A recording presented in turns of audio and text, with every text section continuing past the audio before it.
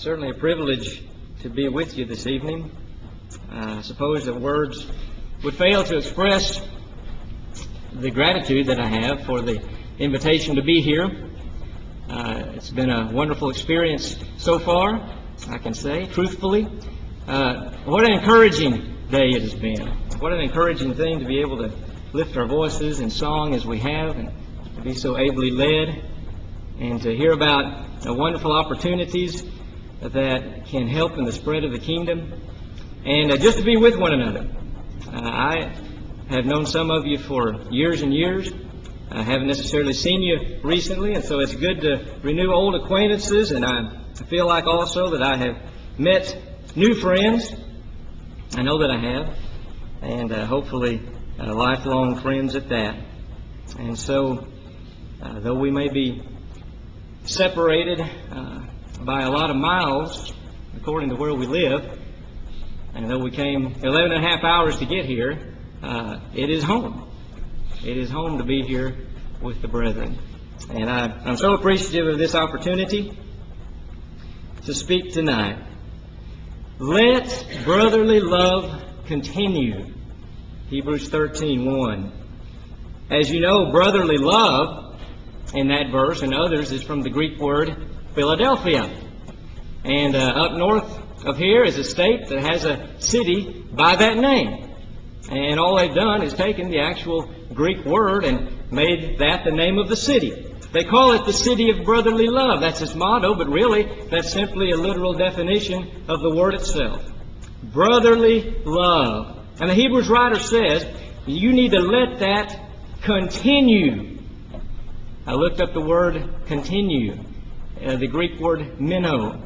And Thayer's lexicon says that minnow means not to perish, to last, to endure. Let it continue. The Greek linguist Fritz Reinecker said that here in Hebrews 13:1, the use of the verb continue suggests that the bond had been in danger of being severed.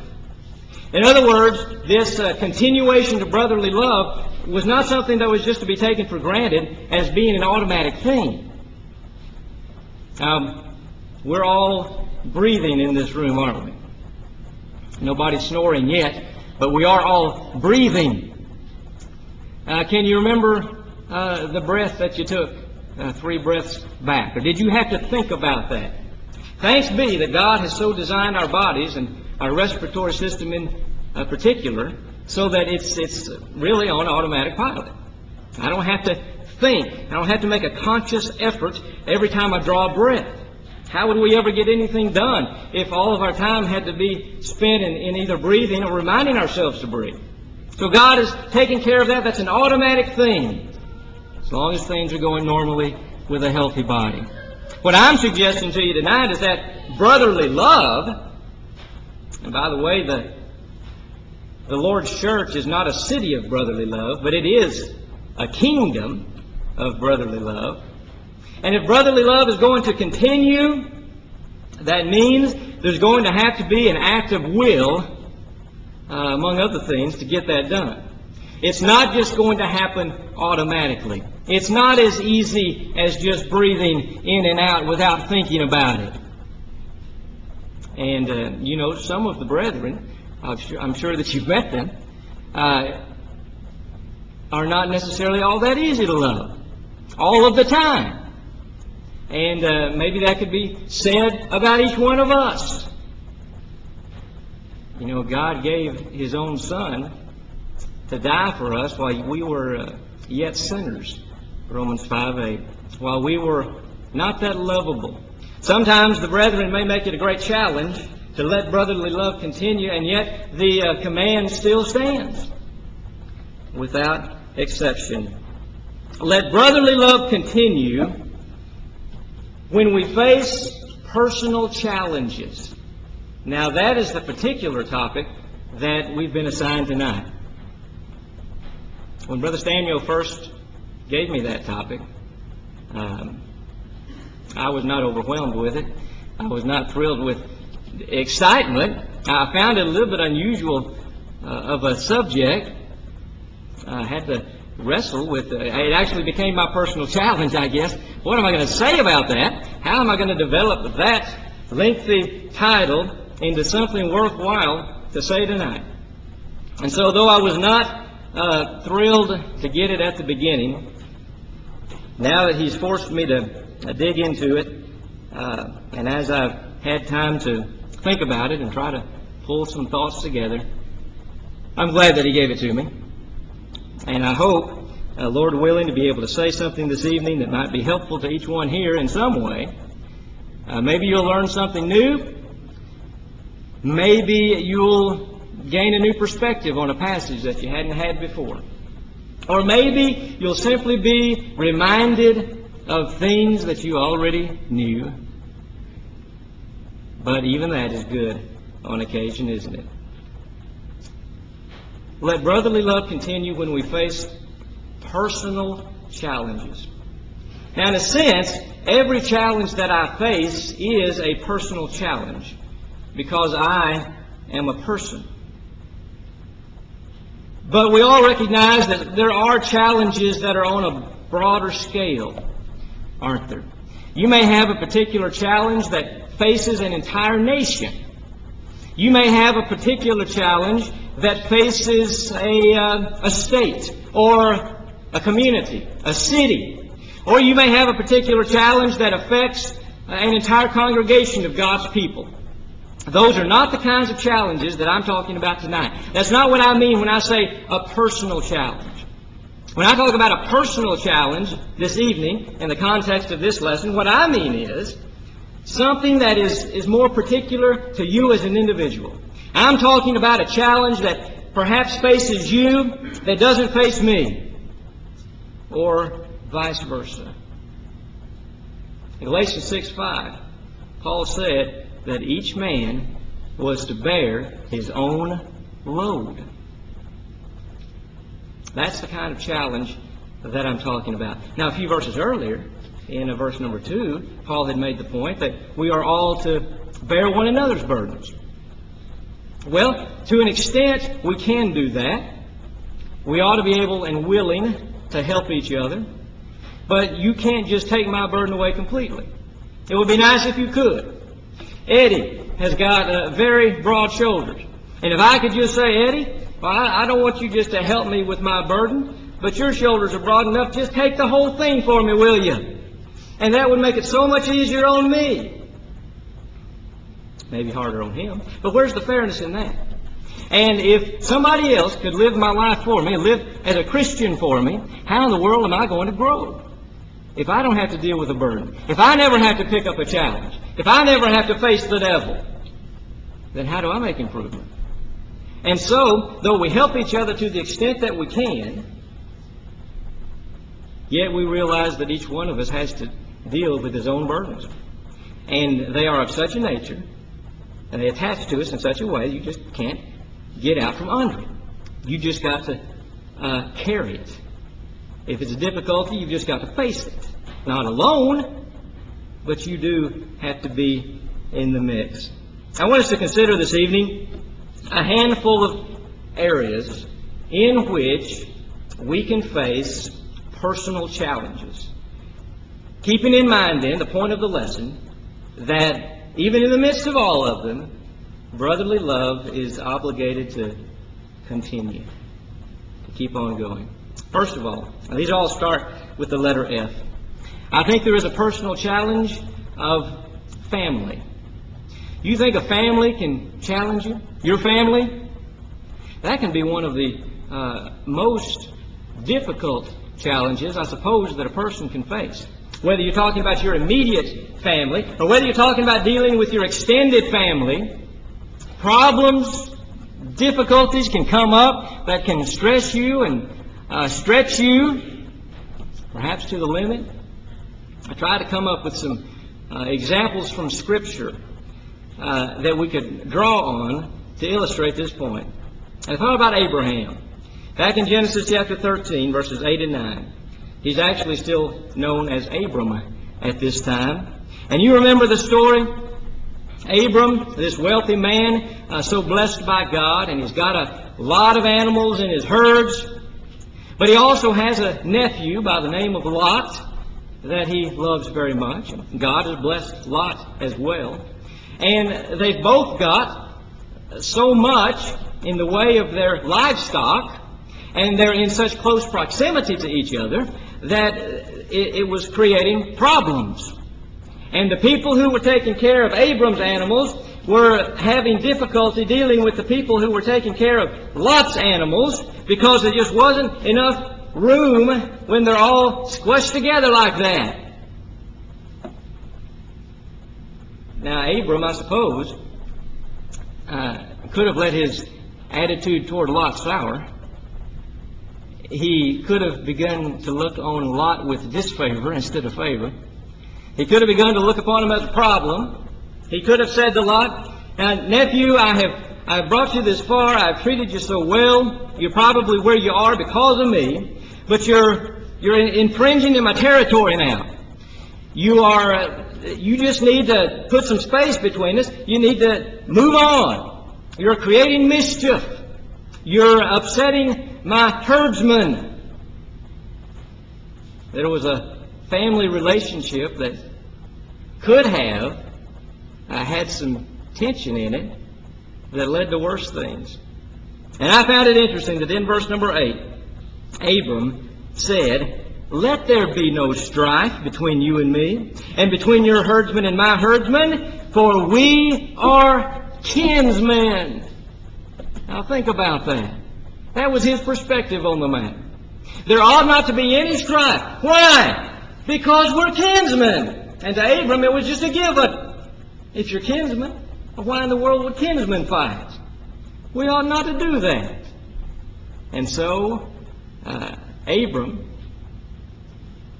acted the true gentleman. And we might even say he went the second mile in his generosity to his nephew. And he told him, "Just look out there and survey all of the land before you. And if you prefer the land on the left, I'll go to the right. If you prefer the land on the right, I'll go to the left. You take your pick. You choose first. I'll take the leftover. But let there be no strife. We are kinsmen." And so there you've got a very early biblical example where some brotherly love, it could have disappeared, and yet it remained intact because Abraham dealt kindly and lovingly with his own family. If you think about somebody in the Bible who suffered more at the hands of his own family than anybody else, who would come to mind? I think about Joseph. Genesis 37 and verse number 28. His own flesh and blood, his own brothers, sell him to the Midianites. And they take him on down into Egypt. Young man, far, far from home now. He's going to spend the rest of his life down there. His brothers, his own flesh and blood, many of them had wanted him dead.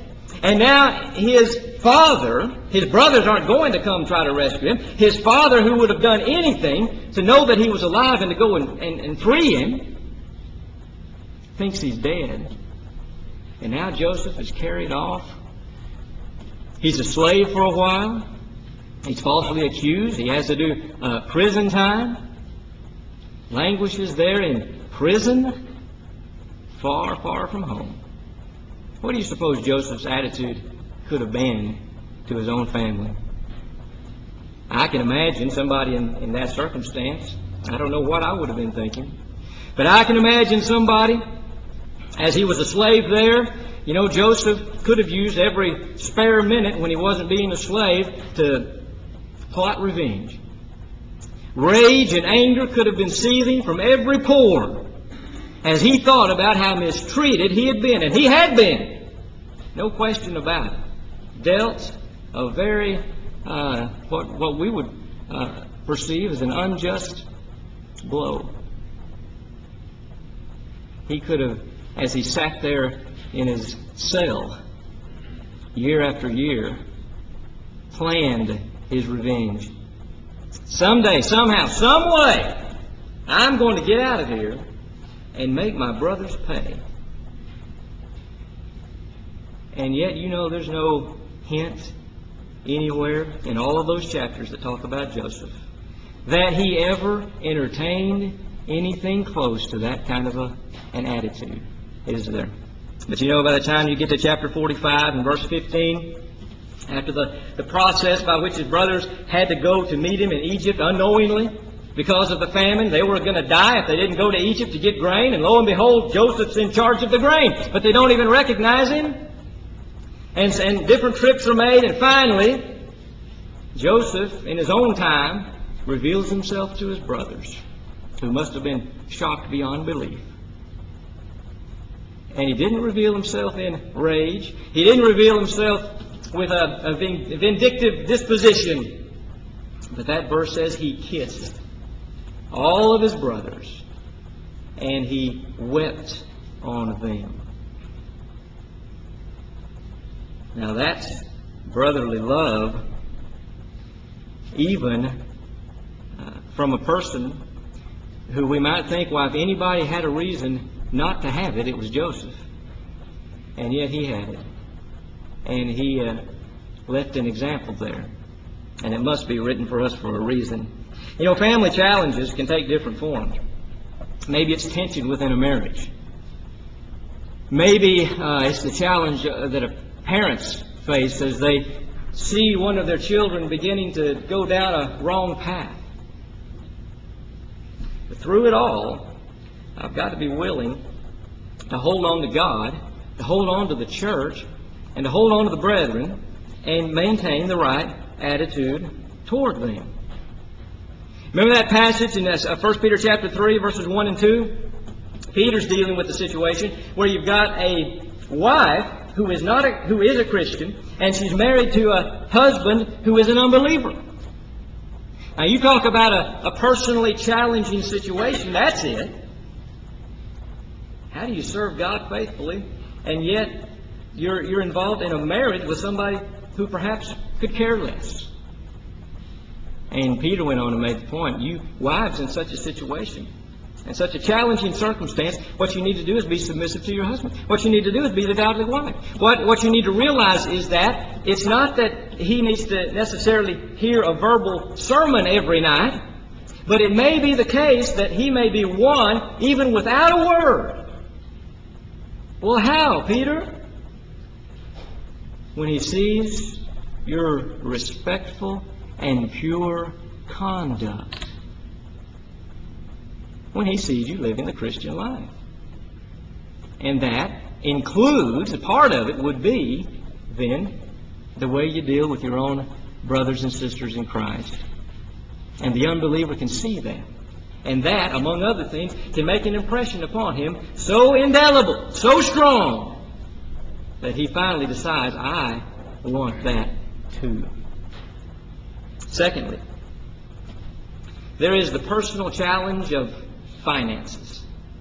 Let brotherly love continue when we face the personal challenge of finances. I suppose that it would be easy, if we wanted to look for it, to always be on the lookout for an excuse why we cannot work with the brethren to God's glory. And money may be used as such an excuse. I may say to myself, Brother Dick has so much more money than I do. What can God do with me? I'm just inept. Begin to think of myself that way. That's not a spiritually healthy attitude to have about yourself. Or, what if instead of feeling inept, I begin to feel envious of my brother? Well, that's not a spiritually healthy attitude either, is it? But if I'm not careful, money can take over my thoughts. Money can take control of an attitude, or it can take a good attitude and turn it bad in a hurry. The Lord said you better stay away from covetousness. For a man's life consisteth not in the abundance of the things that he possesseth. Luke 12:15. Why are there so many warnings in the New Testament about money and your attitude toward it? Because God knows what an effect it can have on us. Are you struggling to pay bills? Are finances a personal challenge to you? Do you have medical bills? I tell you, our youngest son, Ethan, is 9, and he went to the doctor a couple of times earlier this year. And then the bills started coming in the mail. And I would pay a bill and mail it back, and lo and behold, another one would show up. And I would pay that thing, and here would come another one. And I began to wonder, where's the end of this? I thought I already paid this. And Sherry calls them up and tracks it down, and sure enough, they thought they were just in sending us the bill and the next bill. And finally we got it paid, but are you getting into debt? Are you just feeling like you're digging a hole deeper and deeper? Wherever you are, if you're bankrupt or if you're a millionaire, you can serve God. You can be a faithful Christian. Think about that widow in Mark chapter 12. And she took her 2 copper coins into the temple, to the box of the treasury, and she put those 2 coins in there. What if she had said to herself, I'm not going to bother. These 2 coins, if somebody sees me putting those into the treasury, why, they're just going to scoff at my poverty. Why should I put that on display? If they don't scoff at me outwardly, at least they would inside. I don't want to subject myself to such embarrassment.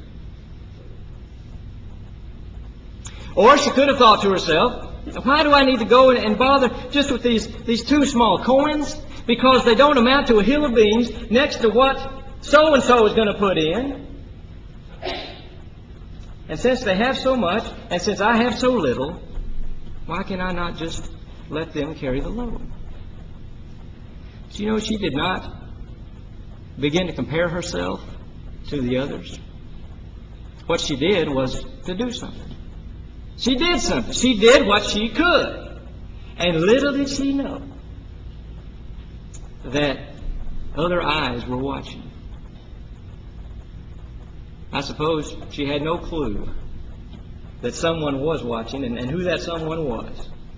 No idea that that small act that maybe to her was just a routine duty.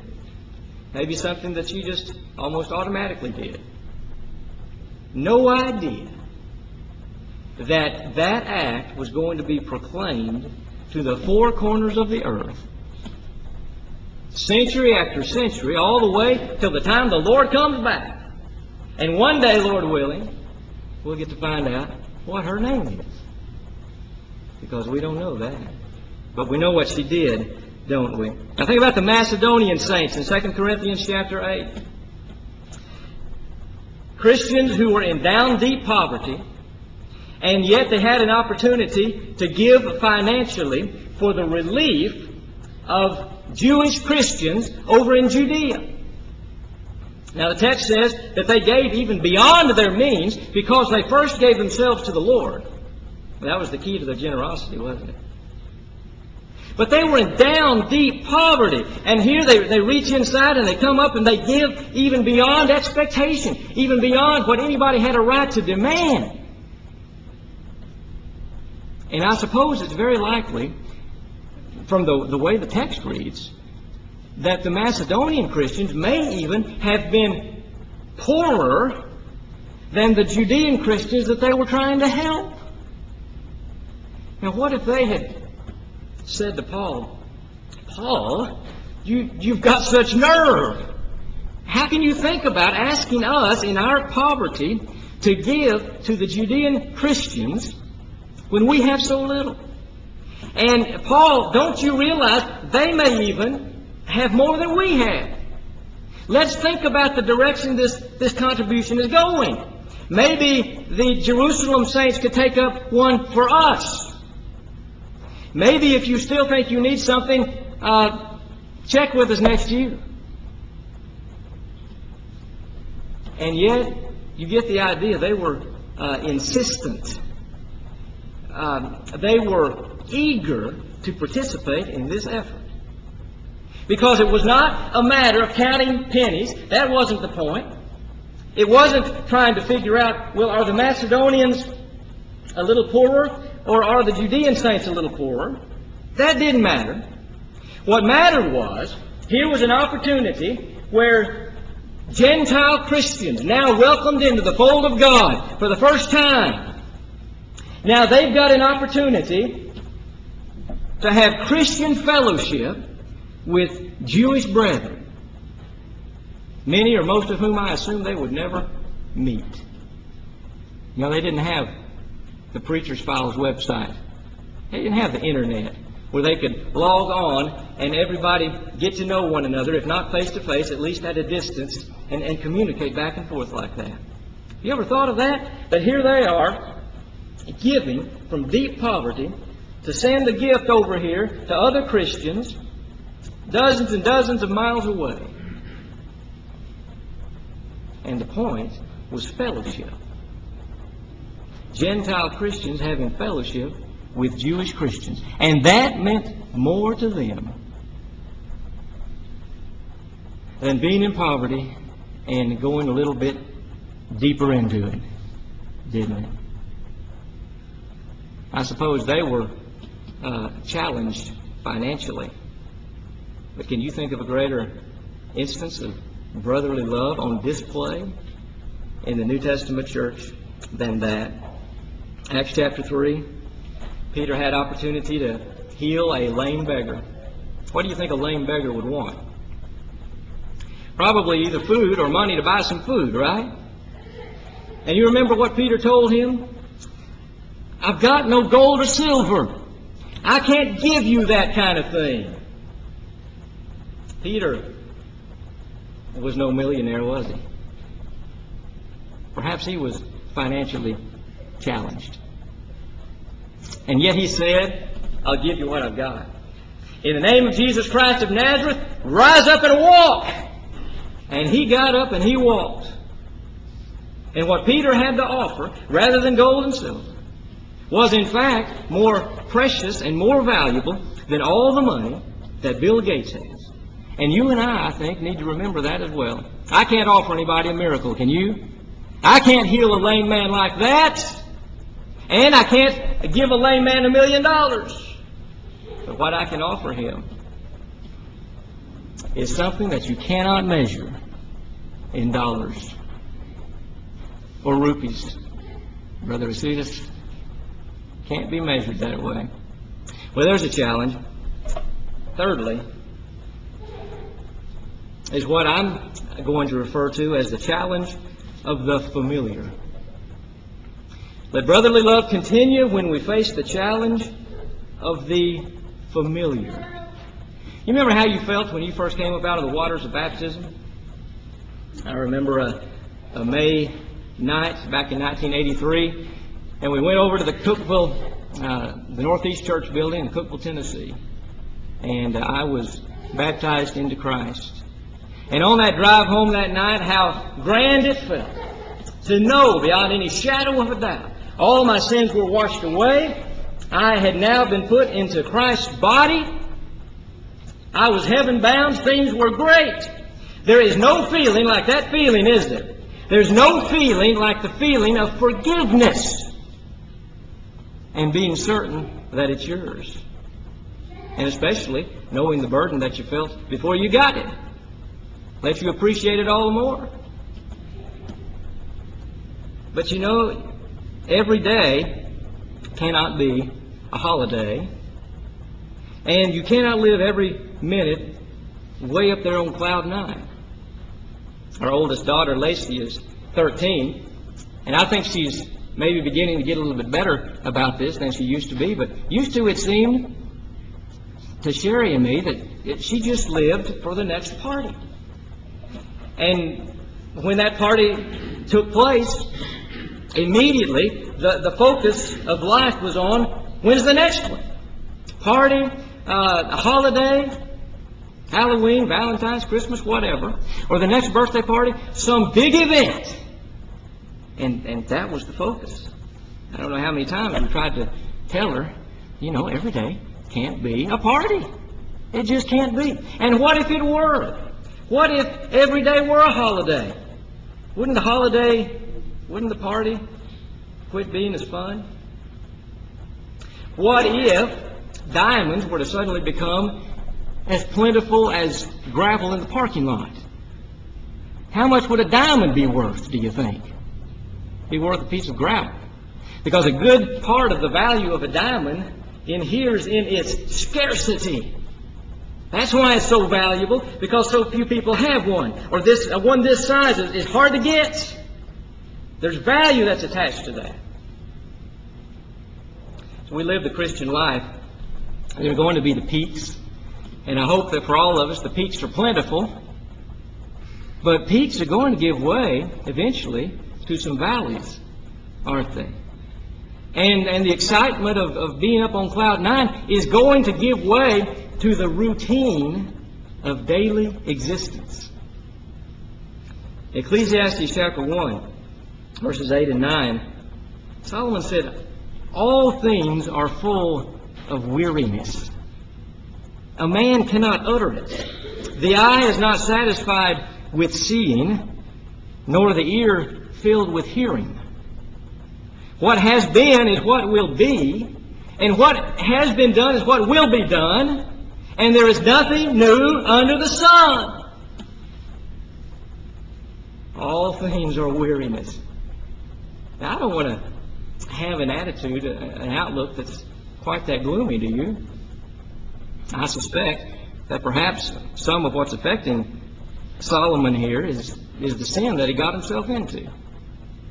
And perhaps that helped to affect a disposition and turn it somewhat glum. But it is the case that there's a routine to life, and you've just got to submit to it and live through it. One man said it this way: most of life is routine, dull and grubby. But routine is the momentum that keeps a man going. If you wait for inspiration, you'll be standing on the corner after the parade is a mile down the street. You know, what if I thought to myself, well, as long as I'm up here on the peak, as long as I'm on the mountaintop, I'm going to serve God. But God, now that I'm in the valley, now that I've got such challenges before me, look elsewhere. At least for a while, please. I've got too much on my plate here now. So think about the brethren. Think about brotherly love. Lord, I'm in the valley. Find somebody else to carry on for a while. You know, obeying the gospel is the easy part. Living the faithful Christian life is the hard part. If you think about it. And I recognize it may not be easy necessarily to come to repentance. And repentance is required for obedience. But relatively speaking, the easy part is becoming a Christian. The hard part comes in when you think about 30, 40, 50, 60, 70 years of walking in the light. Not just on Sunday, but on Monday and Tuesday and Wednesday, and not just January, but February, March, April, and May, and 2007, 2008, 2009, 2010, 2011, 2012, till you draw your dying breath. That's the hard part. That's the great challenge. Now, that's what I'm calling the challenge of the familiar. Since I am a preacher, the perspective that I have is a preacher's perspective. I don't know if there are some people who think that the preacher is just somebody who, when his alarm goes off at 6 o'clock Sunday morning, why the preacher just automatically jumps up and he just cannot wait to get into that pulpit. He's a preacher, isn't he? Or after Sunday's over, why he cannot wait, I'm sure. Every preacher just is chomping at the bit to be able to study and write another lesson. No matter the circumstances, he's a preacher.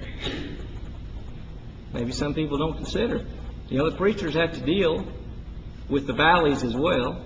Preachers have to deal with the drudgery sometimes of just routine and trying to maintain the right attitude. Sometimes you have to press on and do things even when you are not excited about it. I've gotten up and preached before while I was running a fever. I've gotten up and preached And I suppose the hardest one that I ever did was preaching 1 or 2 hours after I just found out that one of my best friends had been killed on the mission field over in Cambodia. I would never want to have to do that again, but it was late, it was Sunday evening, and the job goes on. Goes on. There are times, and I'm sure you could say the same thing if you preached, that you had just rather somebody else do it on a particular time. Or how many times has this happened? You're in your office studying and working on a sermon, and it's not one of those sermons that just kind of writes itself. It's one that you're having to wrestle with and dig into several reference works, and maybe you've got 5 or 6 books and commentaries and lexicons scattered out on a couple of different desks, and you're intently focused on trying to synthesize all of this information and bring it together into a coherent point that you're going to be able to get across to the congregation and teach a useful fact. And you're focused on that, and then the doorbell rings. And sure enough, out of the blue, unannounced, is a complete stranger with an emergency. And they don't want to talk about their soul or the Bible or anything like that, but they do want your money. They do feel that you need to help them. And right now, and there goes your concentration for at least a good while. Well, what do? Sometimes, even if you're not so enthused about it, you still got to muster a handshake, don't you? Put a smile on your face. Maybe lend an attentive ear. Even if you think, man, I don't have any time to spare here. I can't afford to talk to you right now. Maybe you've still got to listen. Maybe you've still got to come up with an encouraging word. Even if you don't exactly feel excited about it. Preach the word. Be ready. In season and out of season. And I guess I would take that to mean if your audience is enthused about it or if they're not enthused. But couldn't it also mean that the gospel needs preaching, whether the preacher is just on fire and excited or whether he's not? Maybe he's in a valley and maybe nobody even knows it. Maybe he can hide it well. But the gospel still needs preaching. And preaching may be my living, but Christianity is my life. And as preachers, we don't want to become so accustomed to the routine of... it's a great privilege to be able to be paid, at least many of us who have a salary, to be paid to study the Bible, to be paid to get to stand up and teach it. But don't let that privilege turn into something that's just humdrum routine that becomes so routine and so normal that you forget to live for Christ. That it just becomes a job to you. That can be a challenge. The challenge of the familiar and being faithful while you live life's routine. Number 4. This time is slipping away from us. There is the challenge, I'm going to call this the challenge of friendly fire. Let brotherly love continue when you face the personal challenge of friendly fire. We hear tragic stories on the news about occasions where some of our military people, one or more, end up being killed unintentionally, accidentally, by our own forces.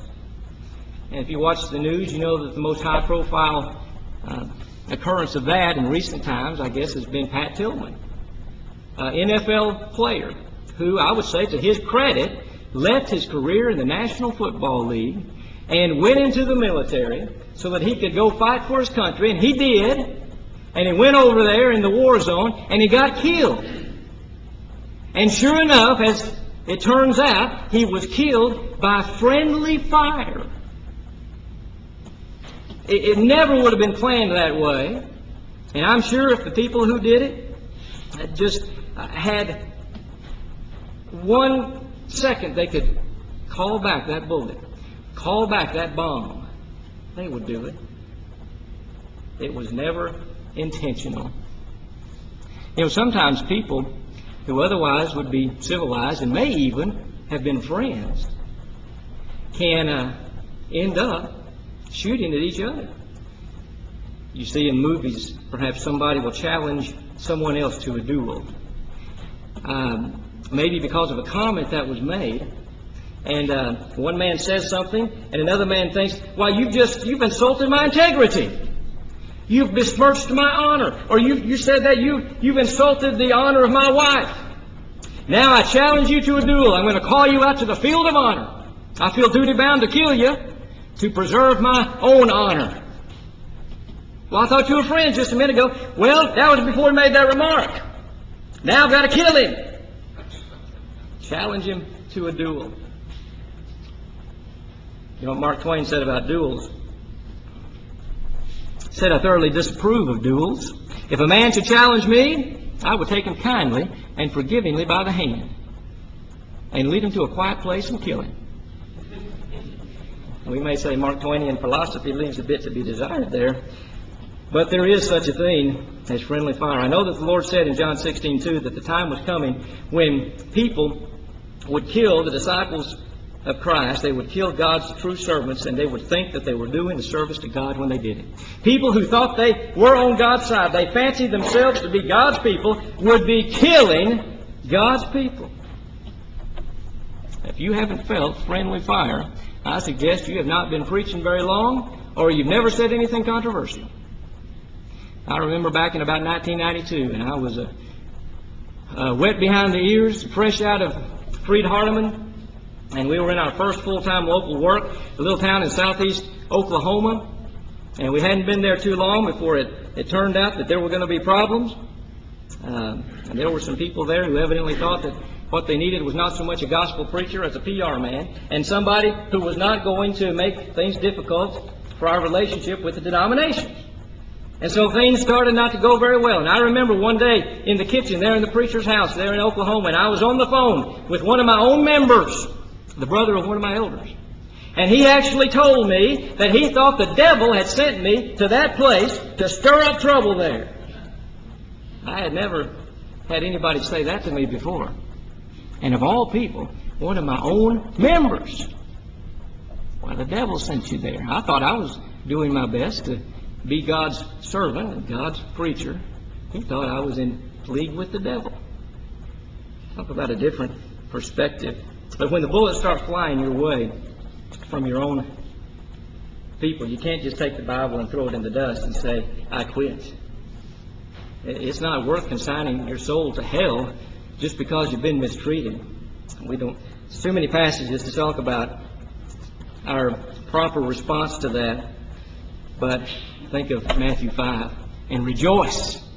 For so persecuted they the prophets that were before you. One final point. Let brotherly love continue when we face the personal challenge of frailty. How frail are you? We probably think of ourselves, many of us, as in good shape, not necessarily as frail. But David said in Psalm 103, verse 14, that God knows our frame. He remembers that we are dust. And that's one of those verses that when you begin to think too highly of yourself, you can go read and it'll bring you back down to earth.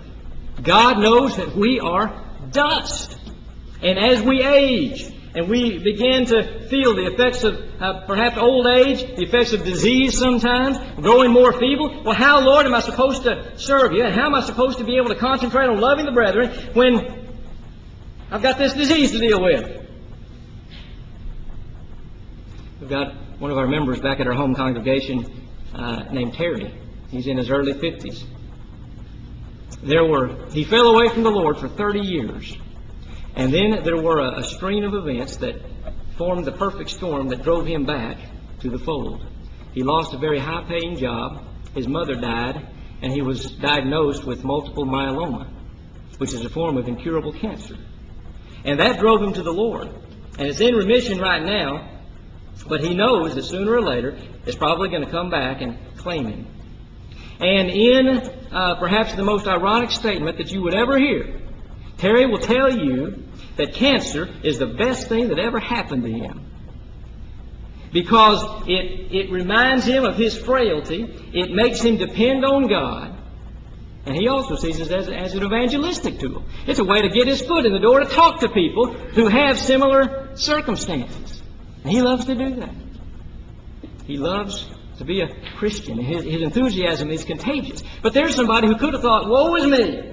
Lord, I can't be a Christian now. I've got cancer. Start looking somewhere else for some other helpers. And instead, it drove him to be a better servant than he ever had been in his life. Think of Timothy, 1 Timothy 5:23. He had frequent ailments, and yet in 1 Timothy 4:12, Paul said, you need to set the believers an example in love. Timothy could have said, Paul, I'm sick. I'm sick often. Me, the example? Paul said, yes, you, the example. Paul himself with his thorn in the flesh. Don't know what it was, but it must have been terrible to have to deal with. You know what his attitude could have been? Here's a man who had miracle-working ability, and yet God wouldn't let him use it on himself. Here's a man who went around the country preaching an all-loving, all-powerful God, and yet God would not take that away from him. And yet Paul let brotherly love continue, and love for God continue. And how many passages do you read from his pen where he's gushing with love for the brethren? Philippians chapter 1, he even says, you're my reason to live. To depart would be far better. You're my reason to live, though, because I can continue to help you. Edmund Hillary was the first man to scale the summit of Mount Everest. And he said, it is not the mountain that we conquer, but ourselves. Now, I would take that and I would rephrase it. I would say it is not ourselves that we conquer, but the devil. And with God as our helper, as we let brotherly love continue, even as we face our own personal challenges, we can beat the devil back every step of the way. Thanks be to God who gives us the victory through our Lord Jesus Christ. Thank you very much.